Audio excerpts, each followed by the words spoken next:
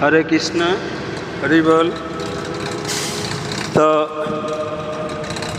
অন্যান্য বছরে নয়, এবছর 2025-এ আমাদের 24/9/2025-এ আমরা বৃন্দাবন পরিক্রমার উদ্দেশ্যে আমাদের বাস ছাড়া হয়েছে।